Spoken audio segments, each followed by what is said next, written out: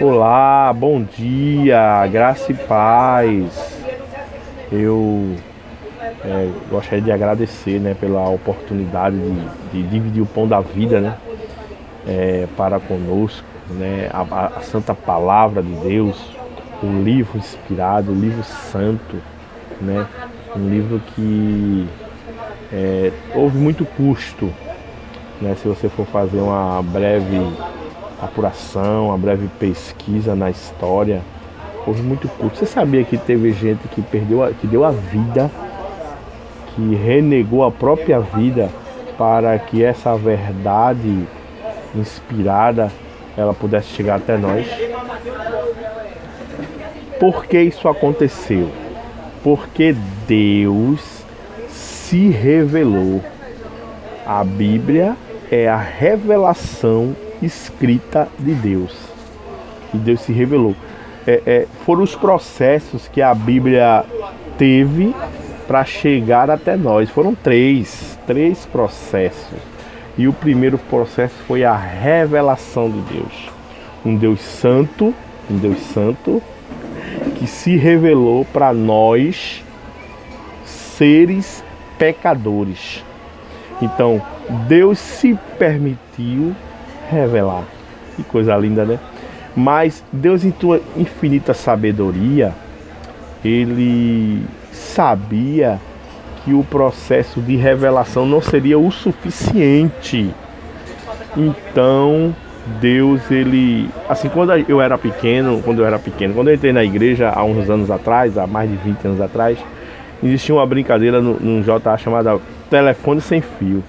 E essa brincadeira pegava uma história e contava a um jovem aqui, quando arrodeava a igreja todinha, que chegava no jovem de cá, essa história teria mudado. Então Deus, Ele sabia que essas coisas poderiam ser modificadas. Então Deus, Ele se revelou, mas Deus também, Ele inspirou. Ou seja, porque a gente sabe que a Bíblia é a palavra de Deus. Se foi escrita por homens, mas foram homens que foram separados por Deus e inspirados pelo Espírito Santo de Deus para ele falar das coisas de Deus. A Bíblia foi escrita por homens, mas o seu autor é Deus. Deus inspirou a Bíblia. Então esse foi o segundo processo que a Bíblia passou para chegar até nós. Deus se revelou, né? Foi a revelação de Deus. E Deus inspirou a quem foi escrever para que escrevesse conforme a vontade dele, aquilo que ele queria falar. Porém, além desses dois processos, teria que vir o terceiro. Por quê? Porque para ela chegar até nós e nós entendermos ela, ou nós entendemos aquilo que Deus se revelou para nós, ela precisou do terceiro processo, que foi o processo de iluminação. Ou seja, quando você diz assim, eita, Deus tocou no meu coração, aquela palavra, ela tocou no meu coração. Você foi inspirado por Deus, né? Você foi inspirado por Deus para entender aquilo que a Bíblia fala, porque a Bíblia é um livro espiritual e ela se discerne espiritualmente. Então, por se discernir espiritualmente, nós temos que estar iluminados pelo Espírito Santo para podermos entender essas coisas. Então, foram esses três processos que a Bíblia passou: revelação, inspiração e o processo de iluminação, para poder o Espírito Santo iluminar a nossa mente para a gente entender das suas verdades. Amém? Por isso... E esses foram os três processos, né? Oramos ao nosso Deus para ouvir a sua santa palavra. Bendito e maravilhoso Deus, muito obrigado, Senhor, por essa oportunidade que temos de estudar a tua palavra. Te pedimos, ó Pai, que a iluminação do teu Santo Espírito seja exercida nesse momento, ó Pai, para que ao entrar em contato com essa santa palavra nós possamos entender, ó Pai. E eu te peço também, Senhor Deus, que a tua palavra seja como semente, Senhor Deus, que frutifique ao nosso coração, a nossa vida, para que possamos, Senhor Deus, fazer a tua vontade. Obrigado por tudo, em nome de Jesus. Amém. Eu te peço em nome de Jesus. Amém. Então é isso, irmãos. Esses foram os três processos que a Bíblia passou para até chegar até nós. Agora vamos ver o texto de hoje. Veja que interessante. Aqui no livro de Josué, capítulo 6, diz assim: Ora, Jericó estava rigorosamente fechada por causa dos filhos de Israel, e ninguém saía e ninguém entrava. Que interessante, né, irmão? Que a palavra de Deus falou que Jericó estava rigorosamente fechada. Quando a gente lê esse texto e a gente procura entender assim, o que é uma coisa rigorosamente fechada, né? O que é uma coisa rigorosamente fechada? Queria consultar aqui os universitários esse termo, né, rigorosamente fechado. É uma coisa fechada, é uma coisa super fechada, rigorosamente fechada. É uma coisa que é fechada mais do que o normal. É uma coisa que é fechada para que nada acontece, né? Quando eu e a minha família vamos viajar e a gente vai passar uns dias às vezes em uma praia, e aí quando a gente vai sair, a esposa só bota o cadeado assim, bota outro cadeado assim, bota para que fique muito fechado. Porque se botar daquele jeito, talvez alguém chegue e faça um jeitinho de abrir. Aí eu disse: eita, a casa vai ficar rigorosamente o quê? Vocês entendem o termo? Rigorosamente fechado. Agora, em que circunstância isso aconteceu e por que Jericó estava rigorosamente fechado? A gente vai ver isso daqui a pouco. Segura aí, porque a gente vai ler também o próximo trecho da manhã, que é Josué capítulo 7, verso 3. Josué capítulo 7, verso 3 diz assim: E voltaram a Josué e lhe disseram, esses foram os soldados de Jerusalém: Não suba todo o povo, suba uns 2 ou 3 mil homens a ferir Ai. Não fadigueis ali todo o povo, porque são poucos os inimigos. Na primeira história, que a gente leu no primeiro verso, falou sobre a cidade de Jericó. Nesse segundo verso que a gente leu, falou sobre a cidade de Ai. Vamos fazer um breve resumo. Quando o povo de Deus ele foi escravo no deserto, quem sabe aí quanto tempo o povo de Deus passou escravo no Egito? Quanto tempo? Pois é, o povo de Deus passou 430 anos escravo no Egito. E a gente há de entender, ou há de convergir, né, de que 430 anos é muito tempo para uma pessoa ficar longe de casa, longe da igreja, longe do templo, longe da presença de Deus. Eles foram levados, okay? Eles foram levados, certo? E passaram 430 anos no Egito. E há 430 anos a sua espiritualidade já não era mais a mesma. Aquela dedicação e aquela empolgação da presença de Deus já não eram mais os mesmos. Por quê? Porque eles passaram 430 anos longe da presença de Deus. Porém, um dia, um jovem judeu dali da época, chamado Moisés, ele viu o sofrimento do povo de Deus e ele sentiu aquela dificuldade, aquela escravidão que o povo passava, e orou a Deus. Deus o usou e Deus tirou o povo de Israel do Egito. A história conta que ao tirar o povo de Israel do Egito, eles saíram. Moisés foi o grande líder daquele povo, e quando eles chegaram em frente ao Mar Vermelho, o Mar Vermelho estava fechado, cheio de água. De repente não tinha mais para onde correr, porque os soldados dos egípcios estavam vindo.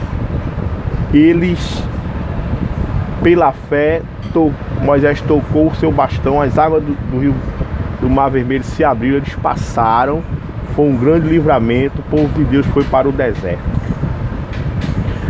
No deserto, Deus ele mantinha um povo à base do maná que caía do céu, das codornizes mais tarde.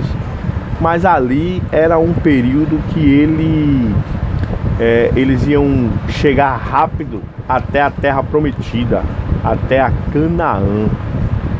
Não era muito longe dali, eles iam caminhar alguns dias. Mas na realidade, eles passaram 40 anos. Por que eles passaram 40 anos, irmão Givanildo? Porque o povo de Deus ele começou a ter uma nova característica. Muitos deles começaram a reclamar. Muitos deles começaram a blasfemar, a reclamar. Muitos deles passaram a praguejar, a reclamar com Deus da sua situação. Alguém conhece pessoas assim que, né, não tem gente assim, né, que gosta de reclamar de tudo, reclamar de tudo, mais Deus.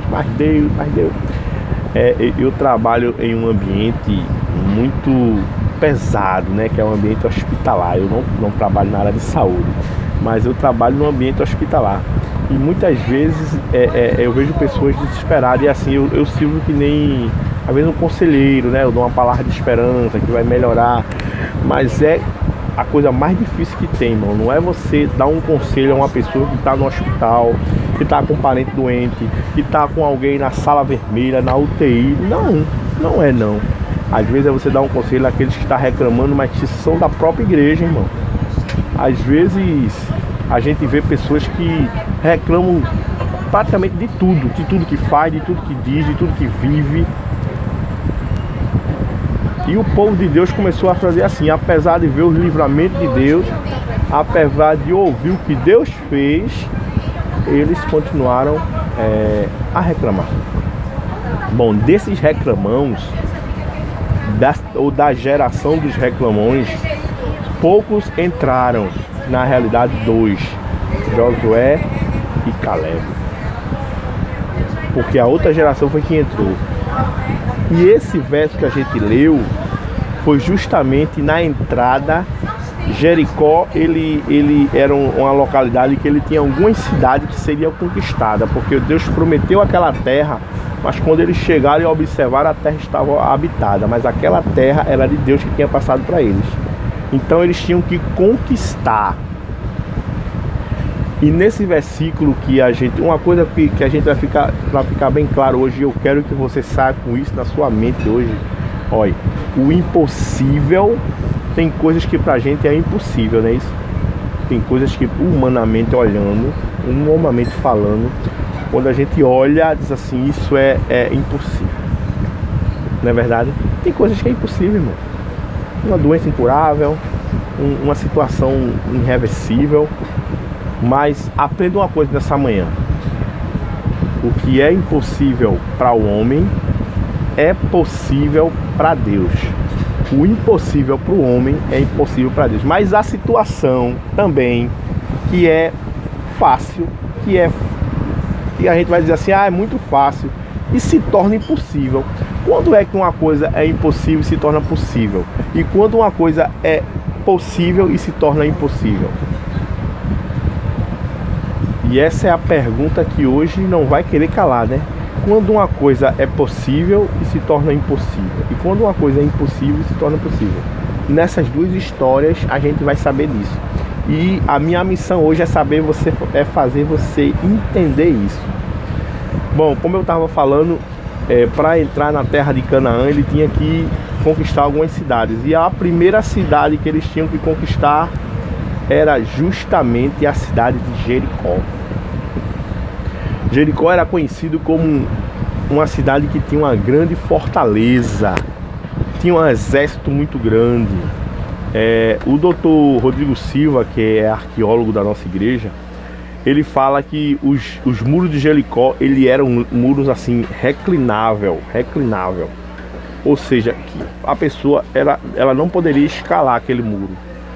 Além dele ser um muro reclinável, ele era uma fortaleza, ele era muito largo, ele era tão largo que passava facilmente 2 carruagens, uma do lado da outra, em cima daquele muro.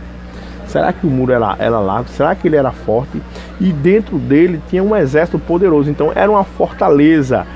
O que se dizia na época é que era impossível alguém entrar ou destruir aquela cidade ou invadir aquela cidade. Então Josué percebeu isso e Josué foi para a presença de Deus. A primeira lição, hein? Na hora da dificuldade, sai para onde?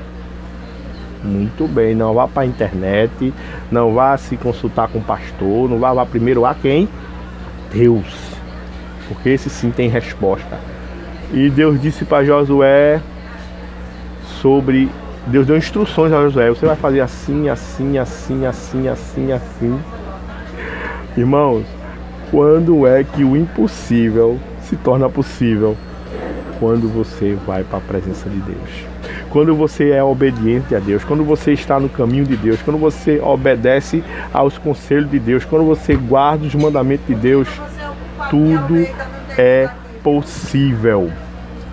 Tudo é possível, entendeu? Quando você está nos conselhos de Deus, tudo é possível. Josué foi à presença de Deus. Deus disse para Josué: a receita é essa, Josué. Não se preocupe com arma, não se preocupe com nada. Pegue os seus sacerdotes, pegue a arca da aliança, vista eles todos de brancos. Você vai rodear todos os dias, você vai rodear aquela cidade, aquela fortaleza. Quantas vezes, irmão? 7 vezes. Durante quantos dias? 7 dias. E no 7º dia ele ia rodear quantas vezes? 7 vezes. E você vai fazer o quê? Ia dar um grito. Só isso. Porque o trabalhar é de Deus.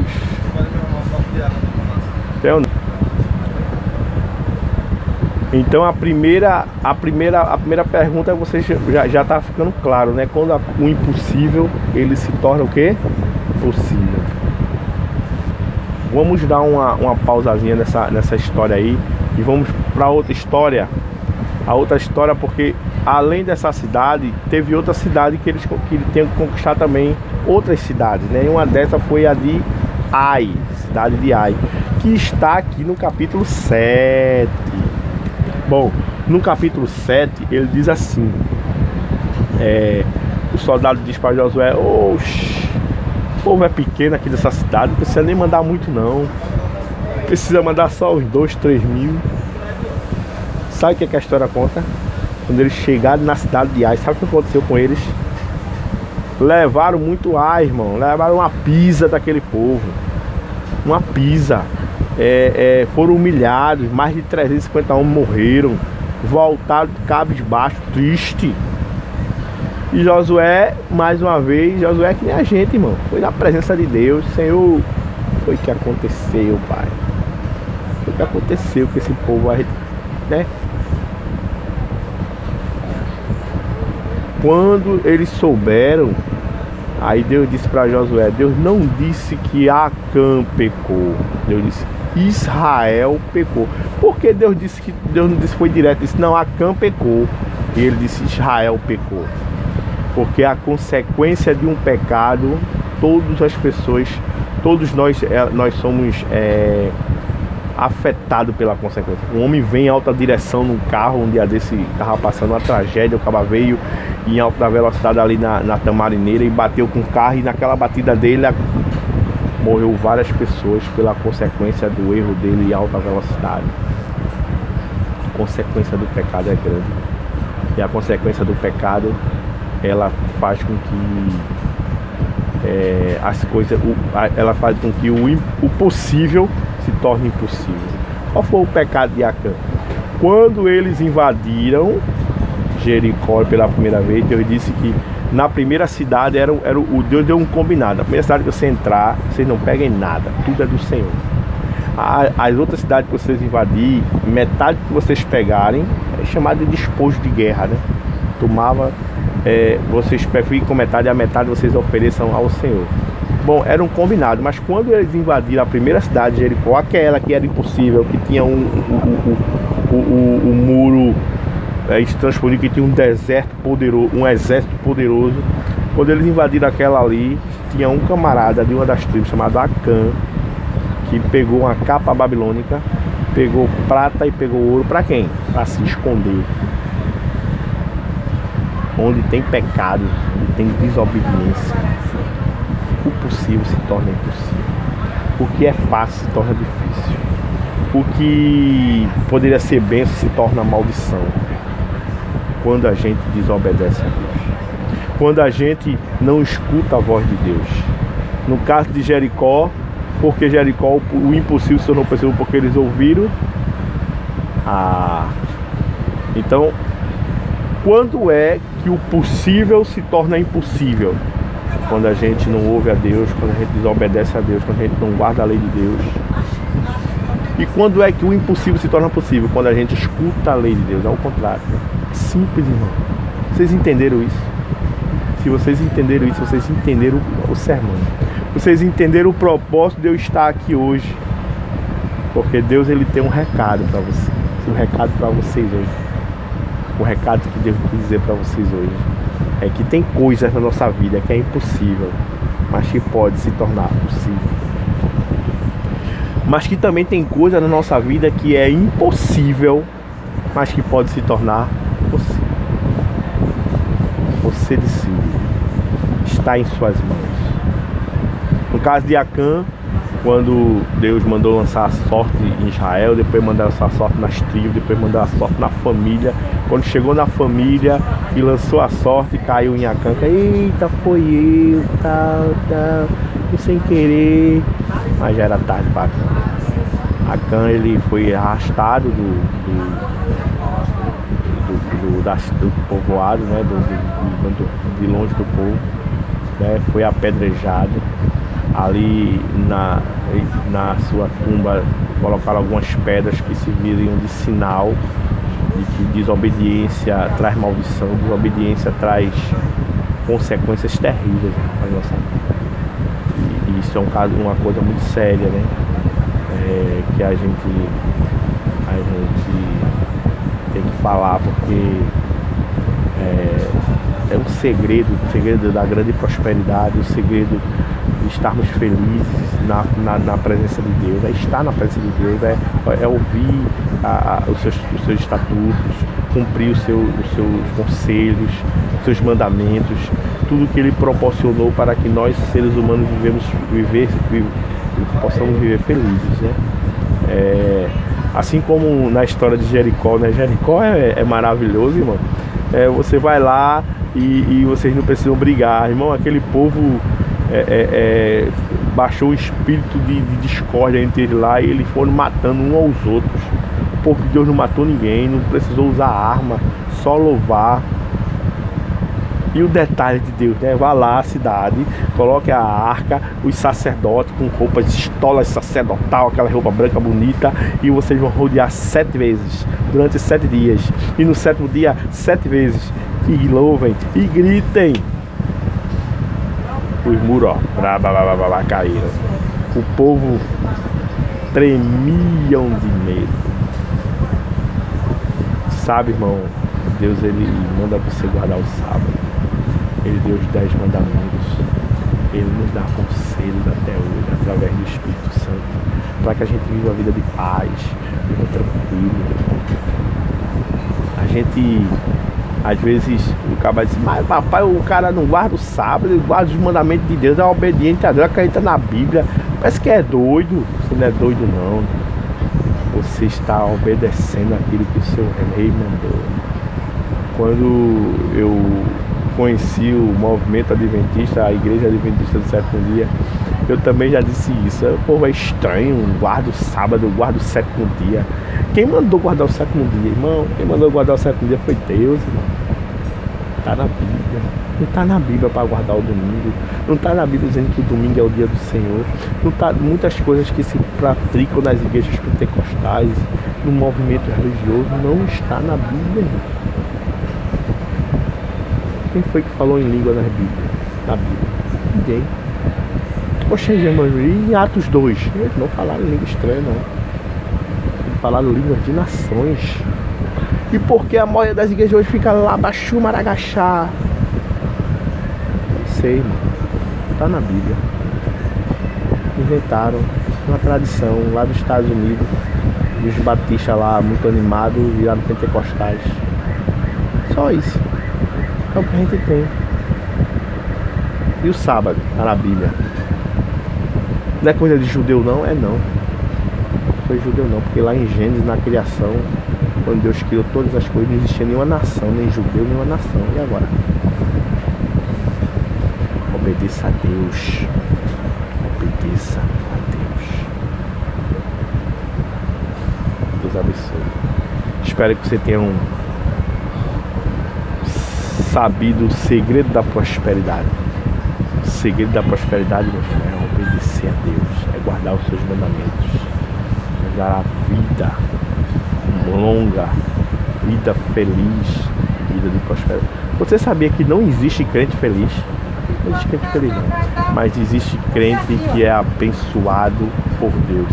Seja uma pessoa abençoada por Deus a cada dia. É o nosso desejo e nossa oração.